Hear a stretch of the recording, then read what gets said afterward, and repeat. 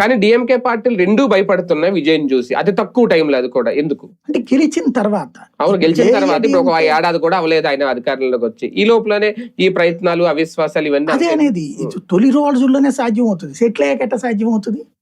ఇప్పుడు చంద్రబాబు గారు కేసీఆర్ రాగానే కొట్టాడు, తర్వాత ఎందుకు ట్రై చేయలే? పోనీ రెండోసారి ఎందుకు చేయలే? తెలుగుదేశం కానీ ఇంకెవరన్నా కూడా చేయలేదు కదా. తొలి రోజుల్లోనే సాధ్యం అవుతుంది, ఎందుకంటే అప్పటికి ఏదో గబక్కడికి గెలిచేసాడులే, ఇడేదో గాలికి గెలిచేసాడులే అనే ఫీలింగ్ ఉంటది కొంత. ఆ టైంలో లాగగలిగితే వర్కౌట్ అవుతుంది. అందుకు లేకపోతే 5 కోట్ల రూపాయలు తీసుకుని వాళ్ళు ఎందుకు ఓటేద్దాం అనుకున్నారు? సరే, ఇక్కడ ఇంకో విషయం కూడా నిజంగా ఇది అమ్ముడు పోతే, ఒకవేళ అమ్ముడు పోయిన ఎమ్మెల్యేకి అంత ఆదరణ ఉంటుందా రేపొద్దున ప్రజల్లో? గెలుస్తున్నారుగా. ఇప్పుడు మొన్న శివసేనని చీల్చాడండి షిండే, వాళ్ళలో 99% గెలిచారు. అంటే అమ్ముడు పోయిన అందరికీ అని కాదు, అక్కడ పార్టీని చీల్చుకొచ్చేసాడు ఆయన సెపరేట్ గా. ఇప్పుడు ఇది కూడా చీల్చడమేగా, ఇది కూడా చీల్చడమే కదా.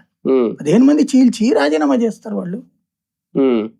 ఇక్కడ స్టాలిన్ కి ఓవర్ కాన్ఫిడెన్స్ ఉంది, ఇంకోటి డబ్బు ఉంది, బాగా సంపాదించాడు కదా, కాబట్టి అది ఉంది. ఈ ట్రిప్ లో అంటే ఇంకొక భయం కూడా ఉంది. ఇప్పుడు జగన్ అదే సరే విజయ్ గనక అక్కడ గెలిచాడు అనుకోండి, మళ్ళీ ఇదే విజయే ఉన్నాడే అనుకోండి, అతను సక్సెస్ అయ్యాడు అనుకోండి, ఈ భవిష్యత్తులో ఇంకెతనికి ఏంటి కెరీర్? అంటే ద్రవిడ పార్టీలు వినుకు కోల్పోతుందని భయం ఏమన్నా ఉందా ఇద్దరిలో కూడా? అంతే, డిఎంకే అన్న డిఎంకే